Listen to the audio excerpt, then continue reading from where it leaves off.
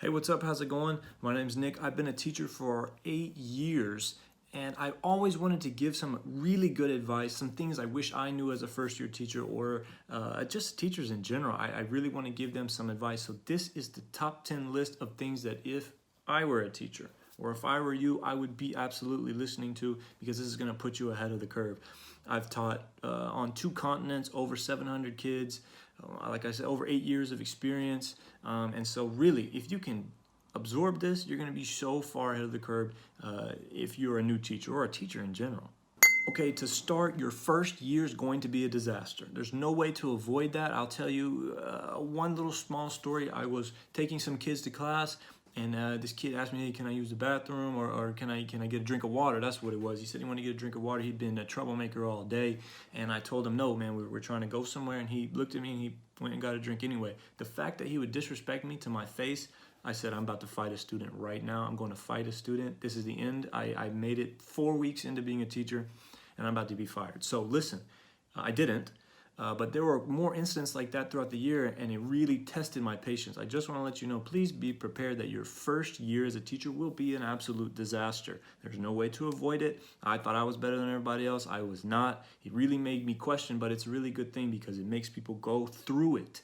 It really who should be a teacher? Should you really be a teacher? That first year really lets people know where you stand as far as teaching. Is it the right profession for you? So please stay positive, keep your head up. Know that every single teacher you're seeing went through this first year experience. Find people to lean on, because that first year is really going to be one of the tougher things that you maybe ever do in life.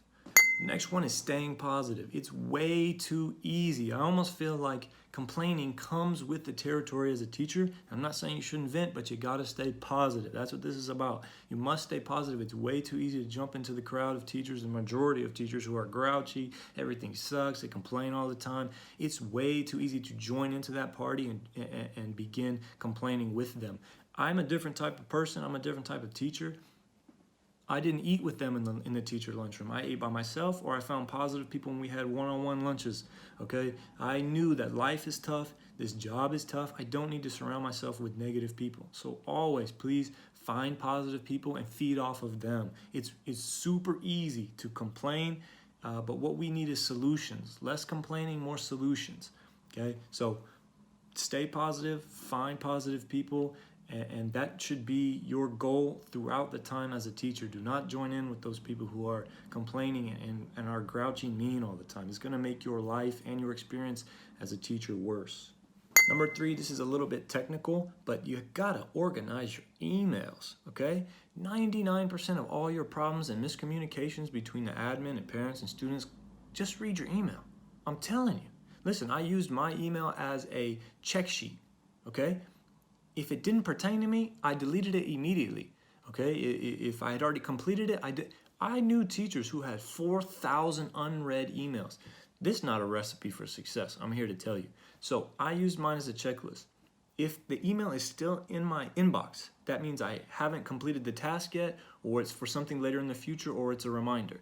If it's not one of those 3, it's getting deleted. If it doesn't pertain to me, delete it. Please clean and stick and read your emails. That's everything. Number 4 is communicate clearly. Over communicate with students, admin, other teachers, parents. It doesn't matter. Over communicate. I know we all like to think that you said it once and everyone will hear you. Do you know how many times in my life I've said, I just said that. It's on the board. So it doesn't matter. Try and be as clear as possible. I started writing everything on the board, no matter if it was simple or not. That way people can always look at the board and see where it's at. And I even started telling other kids, hey, please help him get to the page that we're on, because hey, he was listening. He wants to feel I acknowledge you that you were listening. Now please guide somebody else who was not listening. You got to do things to lower your stress levels and to help you with patience. So please over communicate everything. That's super important. Now I know a lot of people think that the management, the admin, they're evil. They don't understand. They've been too far removed from the trenches, and you might be right. Here's what I'm here to say. You have to make friends with people in high places. The secretaries, the leader of this union, or the leader of this group, or this or that. The vice principal. You need to make friends in high places. That way when you want to ask for things, they get fast-tracked. So Make friends with the admin, get you some friends in high places.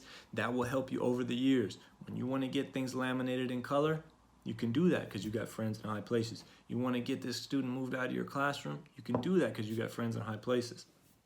Don't treat the admin like the enemy. That will not go well for you.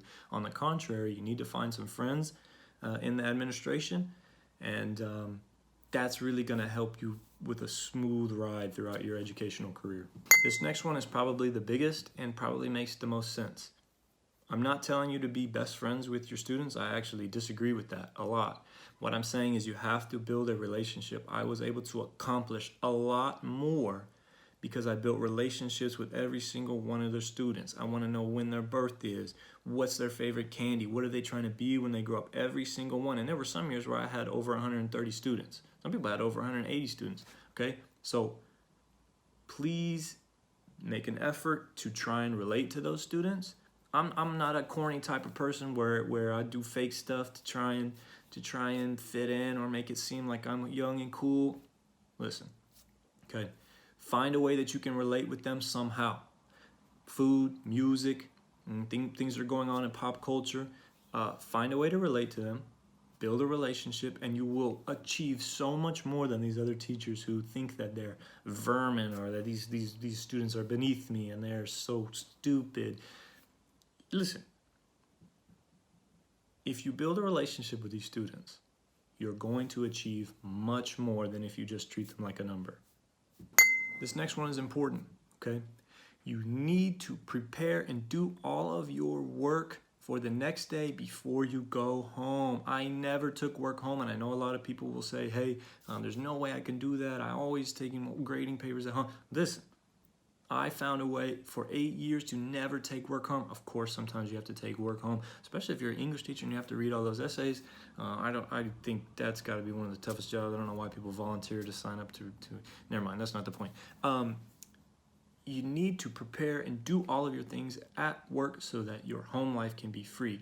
I see too much of the blending of the two, and people take their problems from school home, and then they take their problems from home to school. To me, there should be a pure separation between school and home, and that's how I've been able to enjoy myself for 8 years as a teacher, because I rarely took work home, and I don't mix the two, okay? So please, I would stay the extra hour, print those articles off, grade those papers while you're at school. Don't take it home.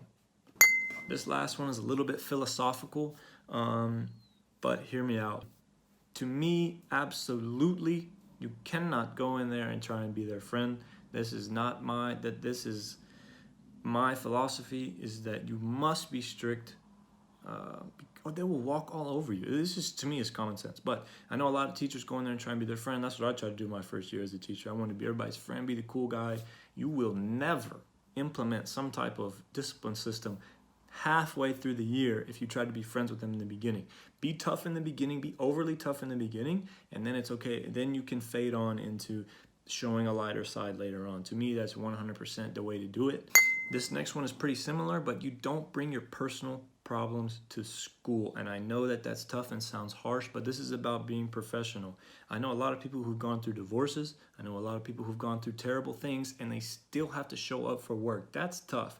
But listen, you have to be the responsible adult who leaves their problems at the door, take a deep breath, come in the classroom, and do their job. Like I said, I'm here to do the best job I can, go home.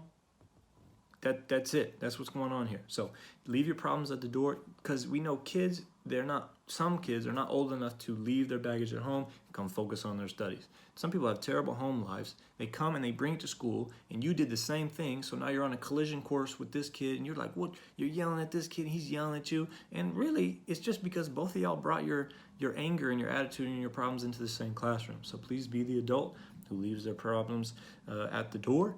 Handle your business in the classroom, and then go home and hopefully handle that to the best of your abilities.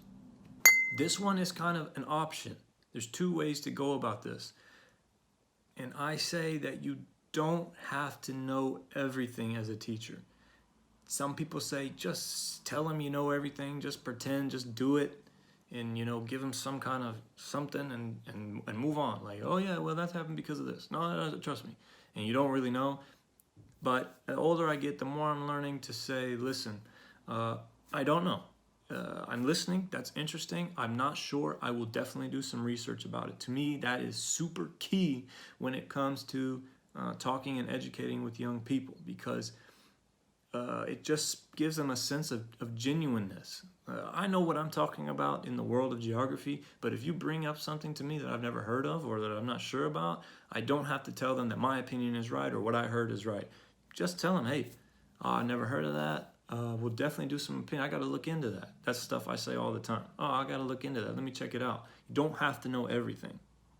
If you watch this video all the way through, I really appreciate it. Please, if you know a young teacher, a first-year teacher, or a teacher in general, share this with them, because if I knew this stuff before I became a teacher, or even during the time where I was a first-year teacher, I would be so far ahead of the curve.